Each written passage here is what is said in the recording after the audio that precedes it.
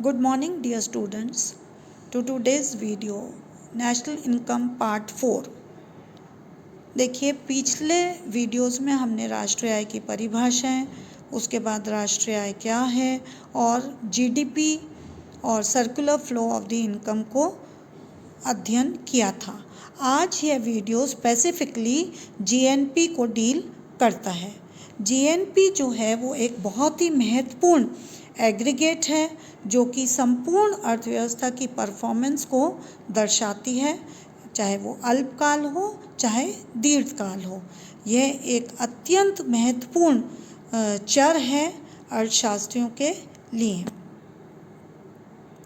अब सर्वप्रथम जीएनपी है क्या? जीएनपी जो है it is the aggregate market value of all final goods and services produced by the economy during a specific income period which is normally 1 calendar year. यानी कि GNP जो है वो एक देश के एक वर्ष के जो समस्त अंतिम वस्तुओं और सेवाओं का उत्पादन है उसका बाजार मूल्य होता है। पिछले वीडियो में हमने जीडीपी का अध्ययन किया था। जीडीपी और जीएनपी में क्या अंतर है, इसको स्पष्ट करने के लिए हम जानते हैं कि एक देश जब उत्पादन करता है तो उस कई बाहर के फैक्टर्स ऑफ प्रोडक्शन का भी प्रयोग किया जाता है, जैसे चाहे वो पूंजी हो चाहे श्रम हो, मतलब यानी कि यूएस के इंजीनियर्स, डॉक्टर्स, टेक्नीशियंस भी आके भारत में काम कर सकते हैं। इसी प्रकार भारत के जो उत्पादन के साधन हैं, इंजीनियर्स, डॉक्टर्स और कैपिटल बाहर जाके भी कार्यरत हो सकते हैं। तो जब हमारे उत्पादन के साधनों को हम अपनी आय में शामिल करते हैं जो कि विदेशों में कार्यरत हैं, तो उससे हमें जीएनपी प्राप्त होती है। अर्थात जीएनपी और जीडीपी में जो अंतर है वो एनएफआई का है या net factor income from abroad का है। तो इसको स्पष्ट करने के लिए हम कुछ उदाहरण बता सकते हैं, जैसे कि सोनी और सैमसंग जो कि स्मार्टफोन्स बनाती है और टीवी, मोबाइल फ़ोन्स बनाती है, बेसिकली जापान की कंपनीज़ हैं। किंतु जब वो ये मल्टीनेशनल्स जब हमारे भारत में कार्यरत होती हैं या भारत में मैन्युफैक्चरिंग करती हैं, तो जो लाभांश है, जो लाभ है, वो बेसिकली जापान की जीएनपी में शामिल होगा, क्योंकि बेसिकली जापान की कंपनीज़ हैं, इसलिए जो लाभ जाएगा वो जापान को जाएगा और जापान की जीएनपी में शामिल होगा और ये लाभ हमारी भारत की जीएनपी में से घटा दिया जाएगा। इसी प्रकार एक उदाहरण हम होंडा का भी दे सकते हैं। अगर सपोज़ हम यूएस की जीडीपी की बात करते हैं तो ये जो लाभ है होंडा के, ये यूएस मैन्युफैक्चरिंग में शामिल नहीं होंगे। ये लाभ जो हैं वो जापानीज़ जीएनपी में शामिल होते हैं, because they are the income of Japanese owned capital.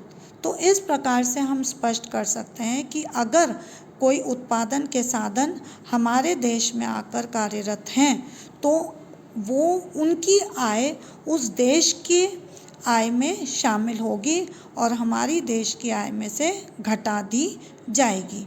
तो इस प्रकार से हम जीएनपी और जीडीपी के अंतर को स्पष्ट करके कह सकते हैं। तो basically the difference is net income by the foreigners और इट इज़ NFIA।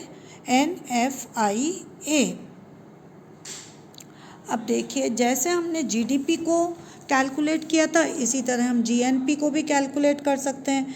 जैसे प्रोडक्ट मेथड का अगर प्रयोग करते हैं तो इसमें हम क्वांटिटीज़ जो हैं of final goods and services जो एक वर्ष में उत्पादित हैं उसको उसके रिस्पेक्टिव प्राइसेस से गुणा करके जो कुल निकलता है उससे हमें जीएनपी प्राप्त होती है। P1 Q1 plus P2 Q2 plus P3 Q3 plus इस तरह से PN QN तक हम सारी समस्त वस्तु और समस्त वस्तुओं की कीमतों से गुणा करके जो जोड़ करते हैं उससे हमें जीएनपी प्राप्त होती है।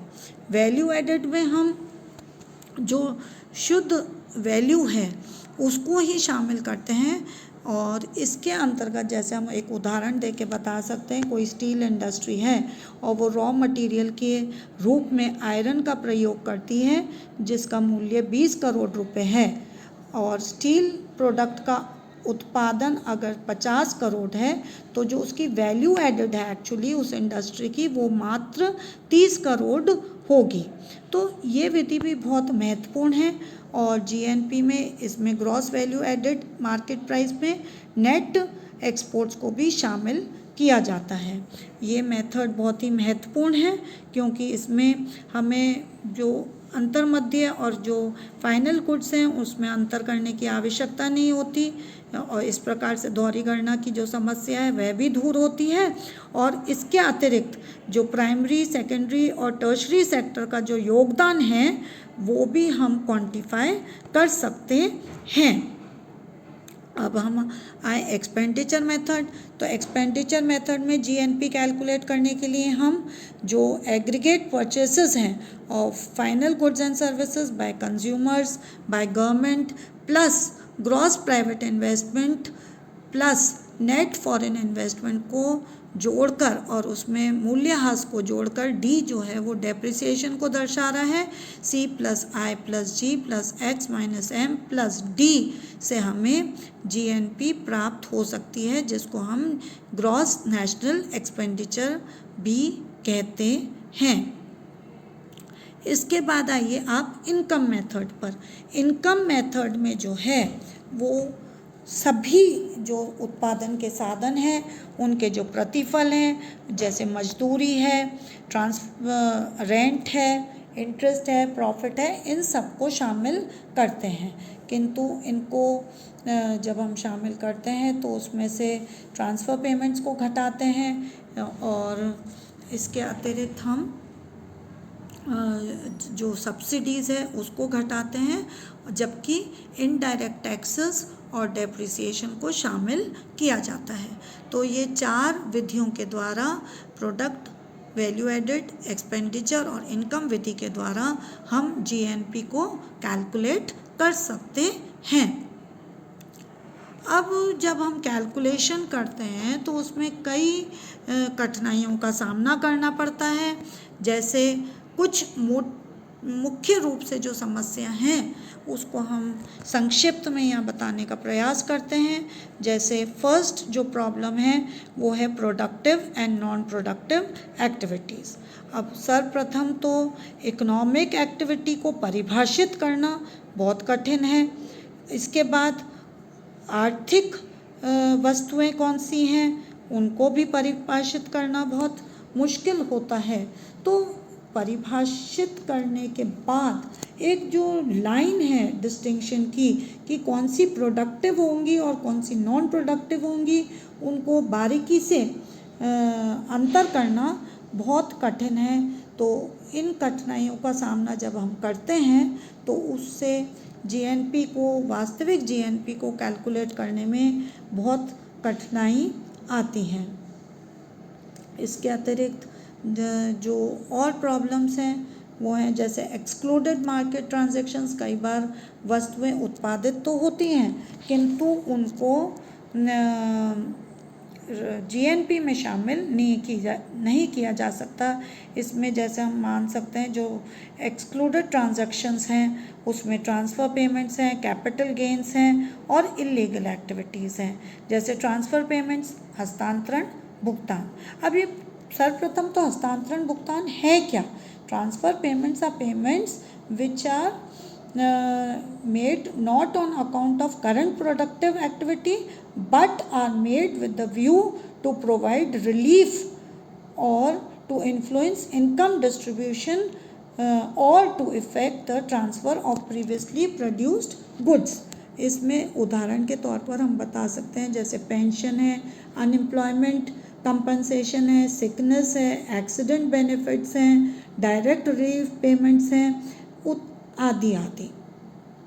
यानी कि जो आर्थिक उत्पादन क्रिया नहीं है किंतु मात्र एक हस्तांतरण है एक हाथ से दूसरे हाथ, जैसे गिफ्ट्स, इनहेरिटेंस, चैरिटी पेमेंट्स आदि आदि। इनको जीएनपी में शामिल नहीं किया जाता क्योंकि ये उत्पादकता में वृद्धि नहीं करते। इसी प्रकार से कैपिटल गेन्स और लूजेस जो हैं, जो मात्र कीमत के बढ़ने से होती हैं या कीमत में अंतर आने से लाभ और हानि प्राप्त होती है, उसको भी हम इसमें जीएनपी में शामिल नहीं करते। जैसे उदाहरण के तौर पे अगर इन्फ्लेशन है, उसके कारण हमारी जो मकान का मूल्य जो है वो बढ़ जाता है, तो जो बढ़ा हुआ मूल्य है उसको राष्ट्रीय आय में शामिल या जीएनपी में शामिल नहीं किया जाता। अब इसी प्रकार से जो इल्लीगल एक्टिविटीज़ हैं उनको भी हम राष्ट्रीय आय लेखांकन में शामिल नहीं करते। यद्यपि ये उत्पादक हो सकती है कई व्यक्तियों के लिए और उनको सेटिस्फैक्शन भी दे सकती हैं, किंतु ये एक्टिविटीज़ कॉन्फ्लिक्ट में आती हैं सोशल वैल्यूज़ के और कम्युनिटी के, इसलिए उन्हें जीएनपी में शामिल नहीं किया जाता। अब हम आए imputed values of goods and services. इसमें आप देखिए कि certain goods and services actually do not appear in the market and as such they do not possess the market price.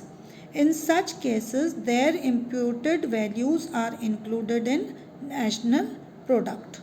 अर्थात कई वस्तु और सेवाएं जो कि मार्केट में नहीं आती और जिनके हमें बाज़ार मूल्यों का नहीं पता होता, तो उनकी हम इम्प्यूटेड वैल्यू को एस्टिमेटेड वैल्यू को जीएनपी में की गणना करते हुए शामिल करते हैं। अब मल्टीपल काउंटिंग। अब कई वस्तुएं ऐसे होती हैं कि कई बार उनको शामिल हो जाती है, जिससे दोहरी गणना की समस्या का सामना करना पड़ता है, और जब दोहरी गणना का समस्या होती है तो उससे जो आउटपुट की वैल्यू है ग्रॉस आउटपुट की, वो कई गुना अधिक आती है। जैसे सपोज़ हम ब्रेड का अगर वैल्यू लेते हैं तो उसमें गेहूँ है, फर्टिलाइज़र्स हैं, बेकिंग है, सभी शामिल हैं, किंतु अगर हम अलग अलग चरणों में उसका वैल्यू निकालेंगे तो बहुत ज़्यादा हो जाएगी। इसलिए केवल हम वैल्यू एडेड मेथड के द्वारा डबल काउंटिंग को दूर करते हुए अंतिम वस्तु और सेवाओं का मूल्य ही जीएनपी में शामिल करते हैं। अब इसके बाद जो इन्वेंट्रीज़ हैं, ये जो इन्वेंट्रीज़ हैं वो केवल स्टॉक में परिवर्तन को बताती हैं और जीएनपी में शामिल होती हैं। तो इस प्रकार से हम इनके केवल फाइनल गुड्स एंड सर्विसेज जो हैं, फिनिश्ड जो प्रोडक्ट्स हैं, उन्हीं को शामिल करते हैं। अब डेप्रिसिएशन को भी जीएनपी में शामिल किया जाता है, क्योंकि डेप्रिसिएशन जो है वो चेंज इन स्टॉक या इन्वेंट्रीज और जो रियल फिजिकल कैपिटल असेट है उसको नहीं बताता। डेप्रिसिएशन जो है वो टूट फूट घिसावट को बताता है, या कोई वस्तु ऑब्सलीट हो गई उसको बताता है, और इस डेप्रिसिएशन का प्रावधान जीएनपी में रखा जाता है, या ग्रॉस नेशनल प्रोडक्ट में डेप्रिसिएशन भी शामिल होता है। अब हमें कई समस्याओं का सामना जो अर्धविकसित राष्ट्रों में करना पड़ता है, वो है इलिटरेसी के कारण जो है लोग अपने प्रॉपर अकाउंट्स नहीं रखते और हमें सकल राष्ट्रीय उत्पाद को गणना करने में कठिनाई होती है। इसी प्रकार अर्धविकसित राष्ट्र में नॉन मोनेटाइज सेक्टर भी होते हैं, अर्थात जहां exchange of goods barter system चलता है या सेल्फ कंजम्पशन होता है। तो ऐसी स्थिति में भी जो एंटायर प्रोडक्शन है उसको जीएनपी में शामिल करने से हम उपेक्षित रह जाते हैं। इसी प्रकार लेस डेवलप्ड कंट्रीज़ में नॉन मार्केट ट्रांजैक्शंस भी होते हैं और उनको भी जब शामिल नहीं किया जाता तो वास्तविक जीएनपी को एस्टिमेट करना बहुत कठिन होता है। इसके बाद ऑक्यूपेशनल स्पेशलाइजेशन नहीं होता। एक व्यक्ति कई ऑक्यूपेशन से आय को अर्जित करता है, अर्थात फैक्ट्री में भी काम कर सकता है, ठेला भी चला सकता है, हॉकिंग भी कर सकता है और स्पेयर टाइम में और दूसरे काम भी कर सकता है। इसके अतिरिक्त हो सकता है कि उसकी कुछ संपत्ति है, उससे भी उसको आय अर्जित होती हो। तो ऐसी स्थिति में जब अलग अलग ऑक्यूपेशन से उसको आय प्राप्त होती है तो जीएनपी को, वास्तविक जीएनपी को कैलकुलेट करने में बहुत कठिनाई का सामना करना पड़ता है। अब इसके अलावा जो स्टैटिस्टिक्स है, रिलायबल स्टैटिस्टिक्स है, उसको भी एकत्रित करना या उसको भी इकट्ठा करना बहुत कठिन कार्य होता है, क्योंकि इसमें कंजम्पशन जो है रूरल एरिया से भी इंक्लूडेड होता है और वास्तव में एक्यूरेट एस्टिमेशन जीएनपी का बहुत ही कठिन होता है अल्प विकसित राष्ट्रों में। ये कुछ चित्रों के द्वारा हम जीएनपी और जीडीपी को स्पष्ट करते हैं।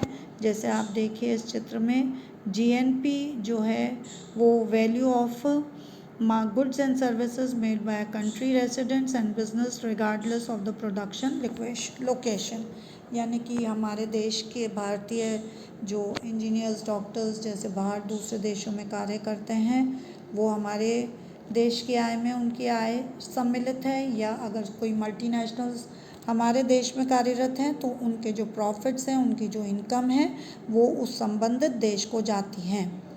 जबकि जीडीपी जो है वो measures production inside the country no matter who makes it. देखिए आप इसमें ये अलग अलग झंडे अलग अलग देश के लगे हुए दर्शा रहे हैं कि कई देशों के उत्पादन के साधन आकर एक देश में कार्यरत होते हैं। ये कुछ स्टैटिस्टिक्स के आधार पर, आंकड़ों के आधार पर हमने जीएनपी को दर्शाने की 2010 से 2020 तक बताया है कि किस प्रकार से हमारी जो जीएनपी है वो निरंतर बढ़ रही है। इस चित्र में भी ग्रॉस नेशनल प्रोडक्ट को दर्शाया गया है 2008 से 2019 तक, जो कि बढ़ने का संकेत दे रही है। धन्यवाद।